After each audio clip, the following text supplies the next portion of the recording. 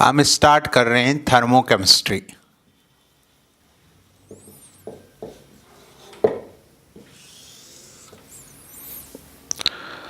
Thermochemistry में हम लोग केमिकल रिएक्शंस में डिफरेंट टाइप की जो हीट चेंज होते हैं उस पर बात करते हैं। सबसे पहले मैं आपको बताता हूं कि जब हम थर्मोकेमिस्ट्री में कोई भी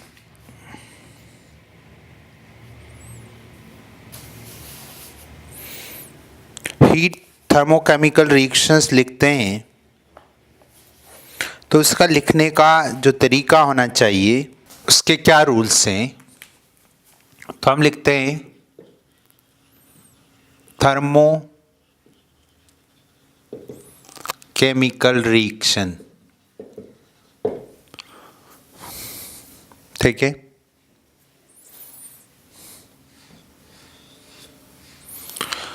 chemical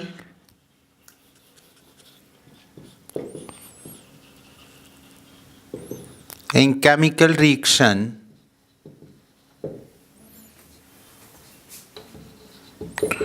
it is necessary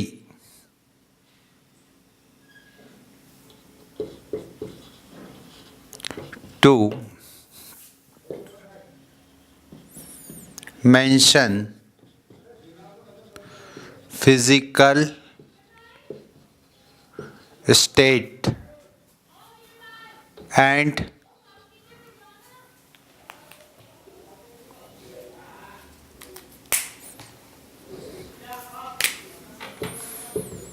allotropic state if necessary.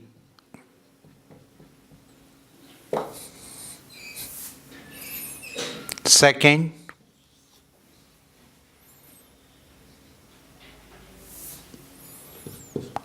it is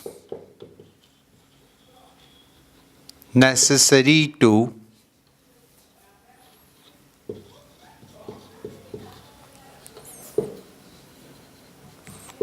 mention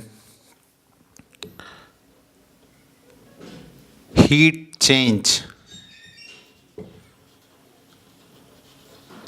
with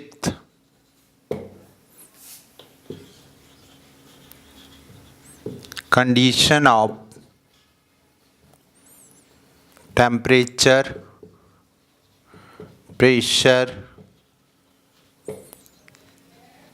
and volume. Third, if chemical reaction is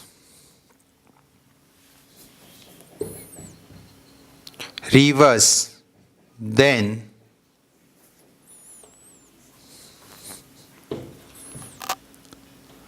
sign of heat change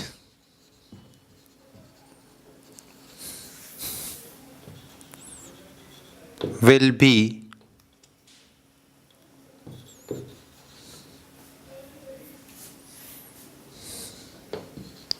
opposite, means exo become endo, negative become positive and endo become exo, यानी positive become negative. Fourth, on addition or subtraction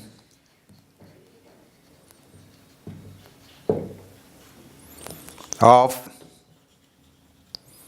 thermochemical reactions,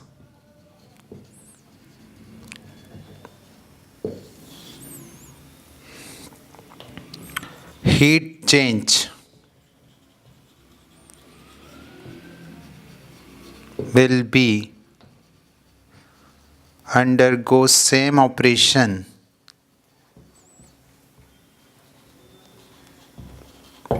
with sign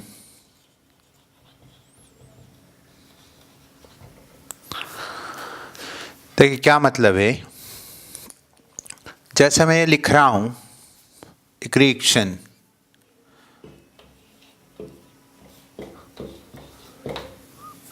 इस reaction का thermochemistry में कोई important नहीं है।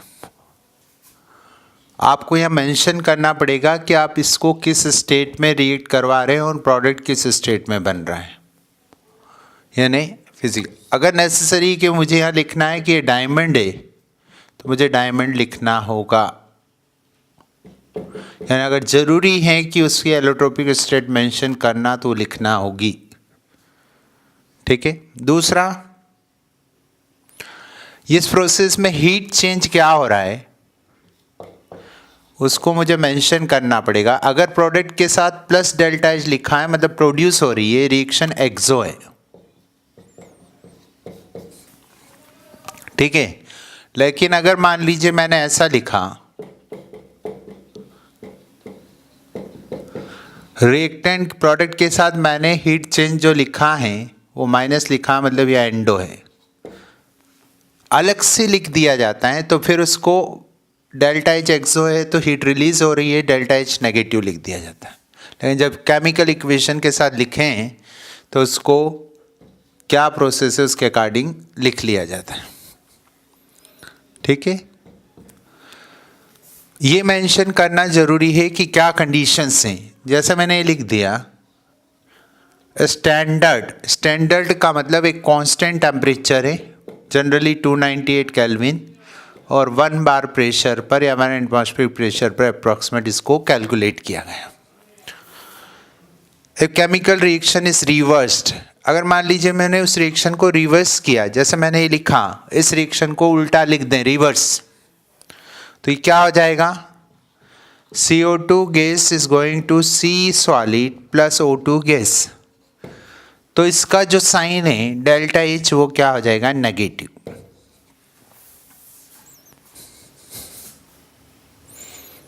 यानी अगर ये एक्सो है तो इसकी उल्टी रिएक्शन एंडो हो जाएगी। समझ में आई? ये बहुत इंपॉर्टेंट है। अगर किसी केमिकल रिएक्शन को ऐड या सब्सट्रैक्ट कर रहे हैं, जैसे मैंने ये लिखा और इसको ऐड कर दिया मैंने,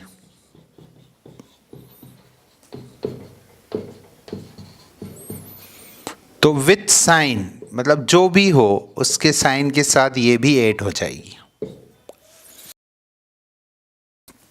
समझ में आई? तो ये हमको ध्यान रखना होता है जब हम कोई केमिकल रिएक्शन लिख रहे होते हैं थर्मोडायनामिक। एक और इम्पॉर्टेंट चीज़ यहाँ पर ये ध्यान रखना है, जैसे मैंने ये रिएक्शन लिखी N2 gas plus thrice H2 gas give twice NH3 gas, और मान लीजिए मैंने यहाँ लिख दिया 60 किलो जूल पर मोल। इसका ये मतलब है कि इस 1 मोल रिएक्शन बैलेंस केमिकल रिएक्शन में 60 किलो जूल हीट क्या हो रही है, रिलीज हो रही है। इसका मतलब ये है कि 1 मोल नाइट्रोजन कंज्यूम होता है तो 60 kilo joule heat,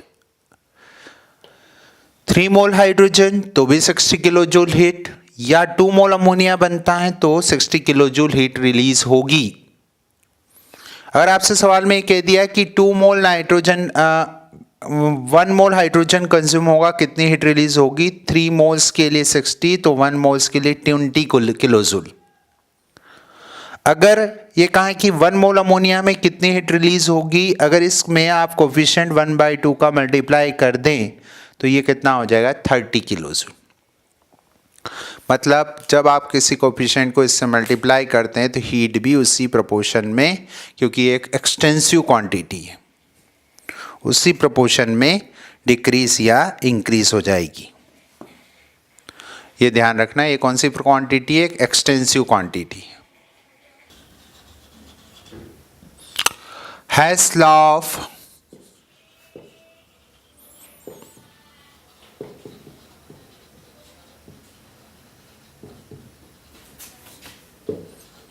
constant summation of heat, ये रूल ये कहता है कि if you are carried out the any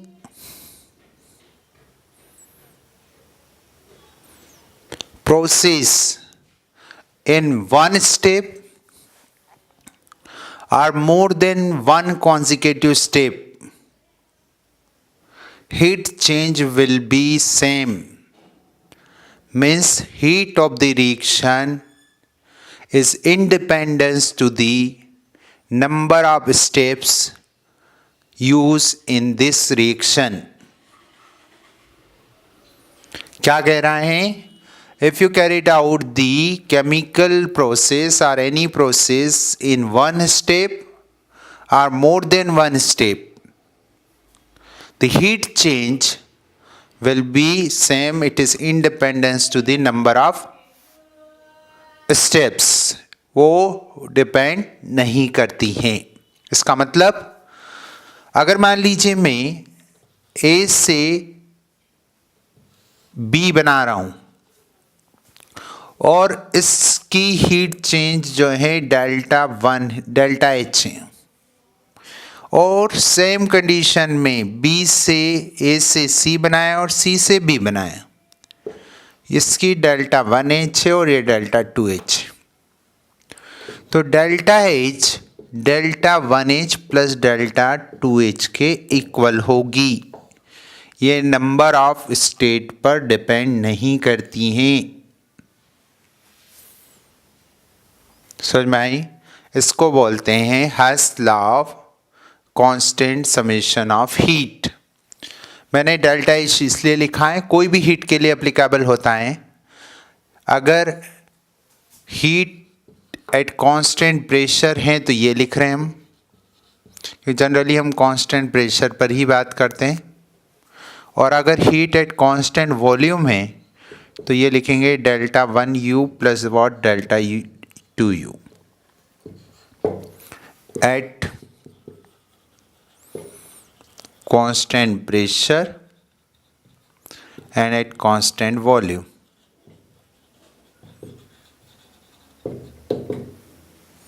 समझ में आया? ये आपको ध्यान रखना है. It is called, it means the heat change is independent to the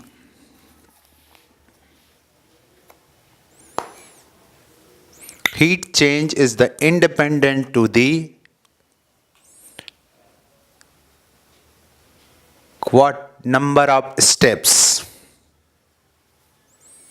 अब आपसे कहे कि हीट चेंज किसी केमिकल रिएक्शंस की किन किन चीजों पर डिपेंड करेगी. Heat change of the chemical reactions किन किन चीजों पर डिपेंड करेगी.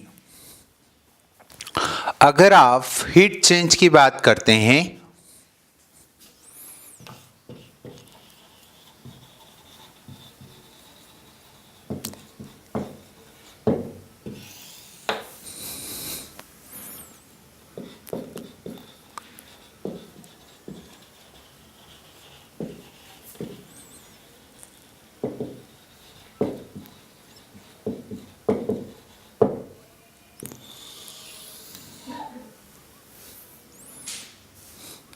पहला है heat change of chemical reactions. कोई केमिकल रिएक्शन हम कर रहे हैं, reactant is going to what product. ऐसे लिखूं मैं एक जनरल कि A2 प्लस B2 is going to what AB.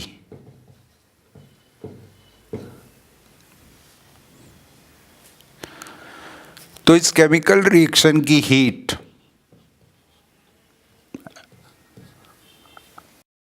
जो ए और बी के बॉन्ड फॉर्मेशन में एब्जॉर्ब हीट, यानी bond enthalpy, bond heat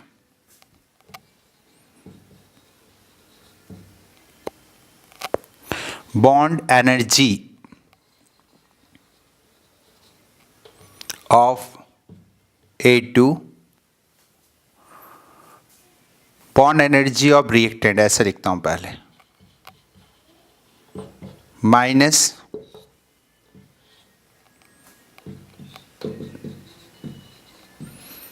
bond energy of product.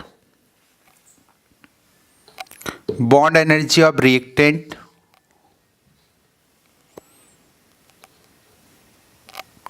यानी bond energy of A bond, bond energy of B bond minus bond energy of A B bond.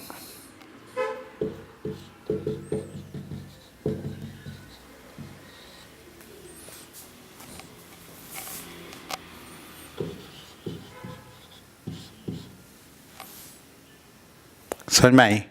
ये होती है bond energy. दूसरा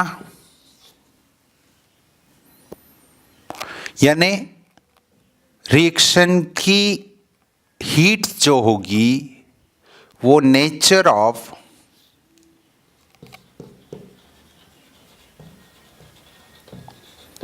reactants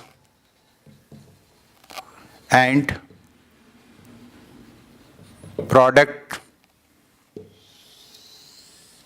पर depend करेगी। किस पर डिपेंड करेगी? Nature of reactants and product. Second,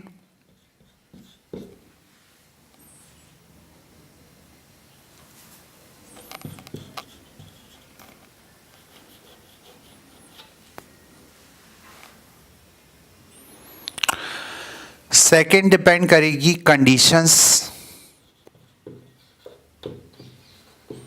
conditions of reactions.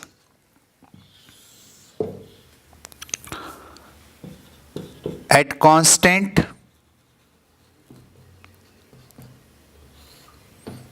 Pressure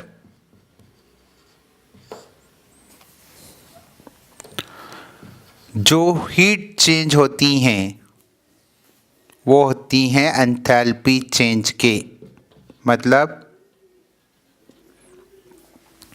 delta H CP delta CP dt के। और एट कांस्टेंट वॉल्यूम वो होती हैं डेल्टा सीपी का मतलब heat capacity of product minus reactant.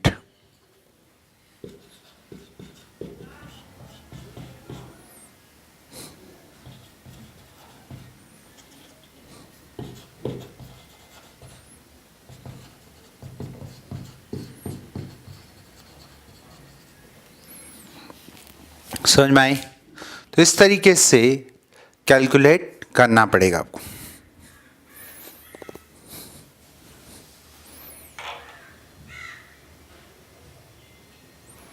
तो कंडीशन ऑफ रिएक्शन पर डिपेंड करेगी। Third, temperature.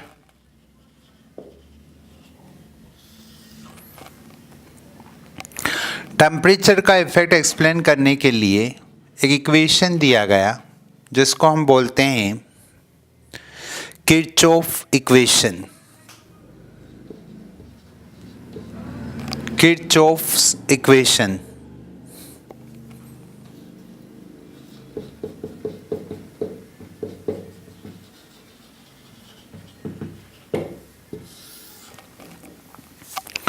इसका सिंपल सा फंडा है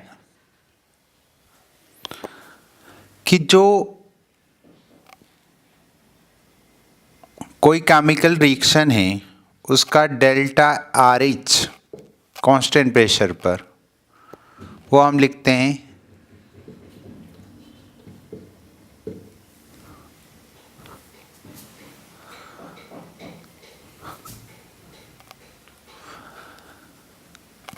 यानी हम अगर किसी सब्सटेंस के लिए लिखते हैं delta H equal to what, C P D T,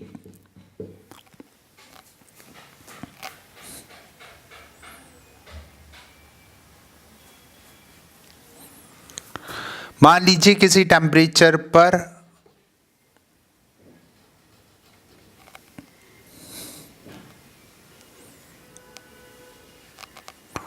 किसी और पर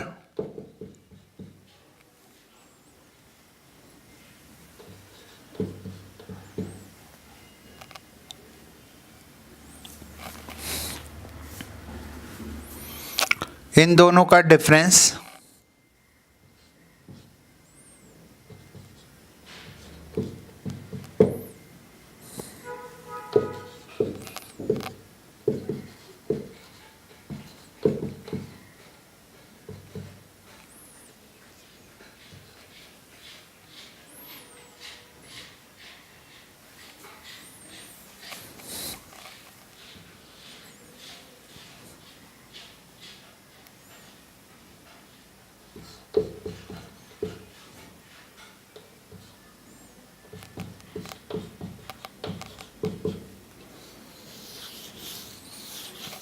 that means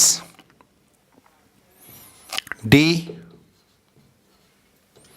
delta H2 equal to delta Cp dt means delta RH at temperature 2 delta RH at temperature 1 equal to delta Cp T2 minus T1. Similarly, ये कहाँ है? At constant pressure. Delta Cp का मतलब समझते हैं ना, Cp heat capacity of product minus heat capacity of reactant. Similarly, at constant volume,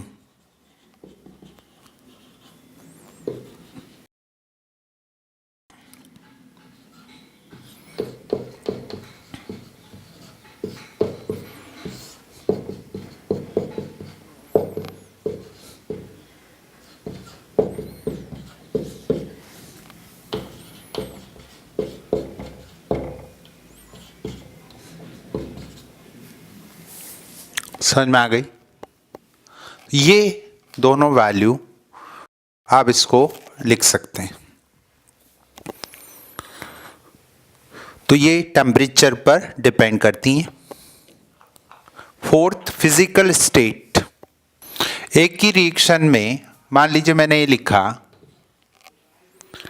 H2 gas plus half O2 gas give H2O gas.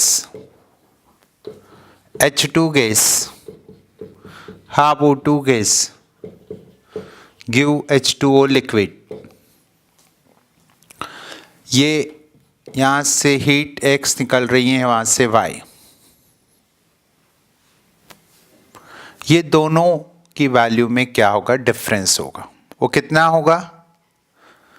अगर आप इन दोनों को सब्सट्रैक्ट करें तो हमको मिलता है, ये इससे कैंसिल हो जाएगा, तो H2O liquid gives H2O gas.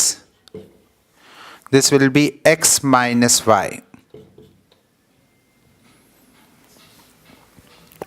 और ये एंडोथर्मिक रिएक्शन है, तो definitely X will be greater than Y. X का वैल्यू Y से क्या होगा? ग्रेटर होगा. मतलब फिजिकल स्टेट प्रोडक्ट की बदल गई, तो क्या हुआ? एंथैल्पी चेंज, वहाँ पर हीट चेंज जो है वो बदल गया, और वहाँ पर ये जो स्टेट हैं उसके कन्वर्जन की हीट का क्या आ गया? वहाँ डिफरेंस आ गया. तो फिजिकल स्टेट ऑफ रिएक्टेंट्स या प्रोडक्ट बदलने पर भी हीट ऑफ रिएक्शंस की वैल्यू बदल जाएगी.